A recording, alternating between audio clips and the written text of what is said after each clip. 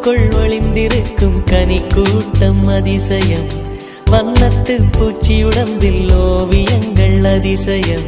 துணை செல்லும் காற்று மெல்லிசையாதல் அதிசயம். குருநாதர் இல்லாத குயில் பாட்டு அதிசயம். அதிசயமே அசந்து போகும் நீ எந்த அதிசயம். கல் தோன்றி மண்